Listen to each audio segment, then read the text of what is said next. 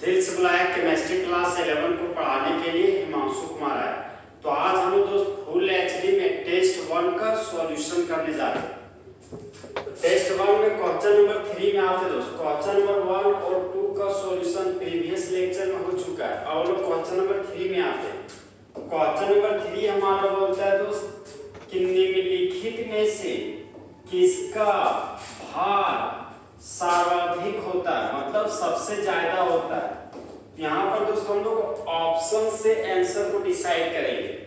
Option number A दिया गया है हमारा दोस्त 1 ग्राम एटम ऑफ नाइट्रोजन। तो यहाँ पर सबसे पहले मेरा फोकस किया ग्राम एटम पर। जिस तरह हम लोग दोस्त मद्रास को पहले चेन्नई, जिस तरह हम लोग चेन्नई को पहले मद्रास के रूप में जानते थे, उसी तरह हम लोग ग्राम एटम को पहले मोल के रूप में जानते थे। तो ग्राम एटम को ही हम दोस्त प्यार से मोल भी कह सकते हैं।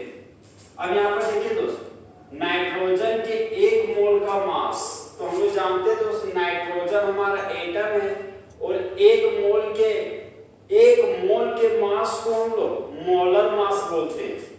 तो हम लोग जानते हैं कि नाइट्रोजन का एटॉमिक नंबर 7 और एटॉमिक मास 14 होता है। तो जब एटॉमिक मास को ग्राम में लिखते हैं दोस्त तो वह हमारा 1 मोल नाइट्रोजन का मास हो गया 14 ग्राम। ऑप्शन नंबर बी में आता है दोस्त। ऑप्शन नंबर बी बोल रहा हमारा 1 मोल सोडियम का मास लिखिए। तो सोडियम का एटॉमिक नंबर 11 हो गया और एटॉमिक मास 23 हो गया। सोडियम का एटॉमिक मास 23 है और यूनिट हम यूज कर देंगे ग्राम। तो ये हमारा 1 मोल सोडियम का मास हो गया दोस्त 23 ग्राम। अब हम दोस्त ऑप्शन नंबर सी में आते हैं।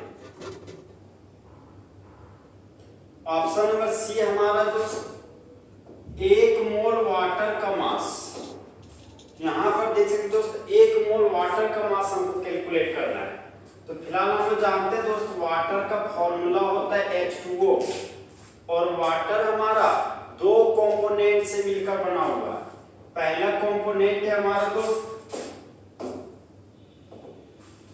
वाटर का फॉर्मूला हो गया आपका H2O और वाटर हमारा दोस्त 2 कंपोनेंट से मिलकर बना हुआ है। एक कंपोनेंट है हाइड्रोजन और दूसरा कंपोनेंट है आपका दोस्त ऑक्सीजन। तो हम लोग भली भांति जानते हैं कि हाइड्रोजन का एटॉमिक नंबर 1 और एटॉमिक मास 1 होता है। ऑक्सीजन का एटॉमिक नंबर 1 और एटॉमिक मास हमारा दोस्त 16 होता है। तो वाटर का मोलर मास निकालना है। तो हाइड्रोजन का एटॉमिक मास 1 हो गया। हाइड्रोजन का 2 एटम है तो यहाँ पर गुना 2 कर दिए। और जिस तरह हम लोग दोस्त एक जगह से दूसरी जगह जाने के लिए साइकिल का यूज करते हैं, उसी तरह केमिस्ट्री में जब एक एलिमेंट से दूसरे एलिमेंट के पास जाते हैं तब हम लोग पॉजिटिव साइन का यूज करते हैं। ऑक्सीजन का एटॉमिक मास हो गया दोस्त 16। तो यहाँ पर लिख दिए 16। ऑक्सीजन का 1 एटम है तो यहाँ पर गुना 1 कर देंगे। तो 1 को 2 से गुना किए तो 2 प्राप्त हुआ।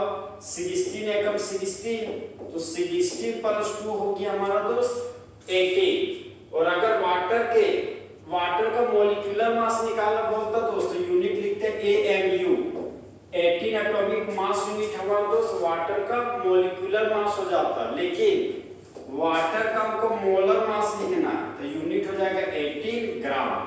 तो वाटर का 1 मोल का मास हो गया हमारा दोस्त 18 ग्राम। तो ऑप्शन नंबर सी का मास आ गया हमारा दोस्त 18 ग्राम।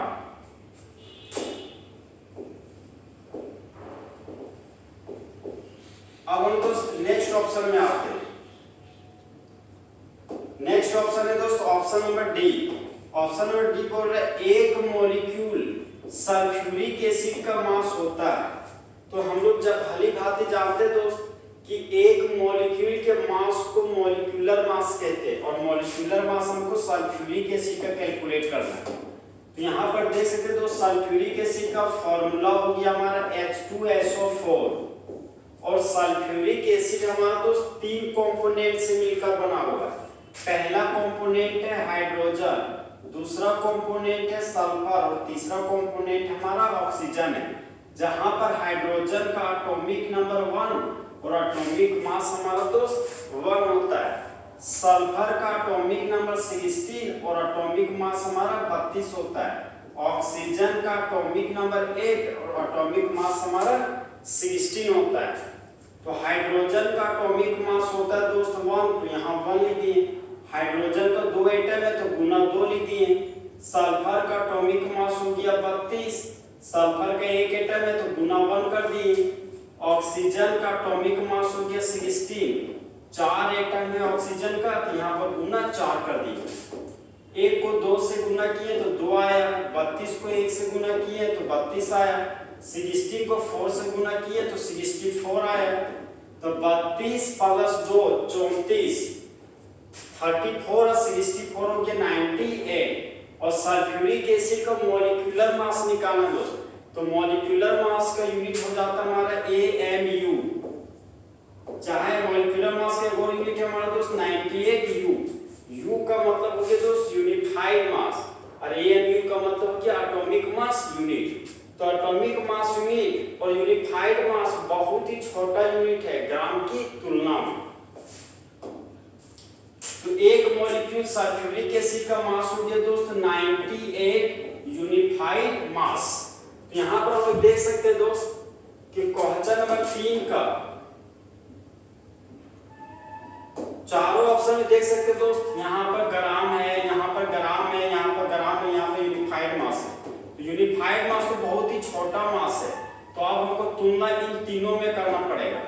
तो ऑप्शन नंबर 1 का मास है 14 gram, option number B 1 mole of sodium का मास है 23 gram, option number C 1 mole of water का मास है 18 ग्राम।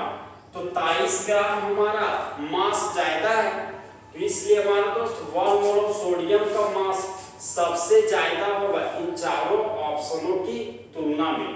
तो क्वेश्चन नंबर 3 का option number B 1 mole of sodium full HD में सही है।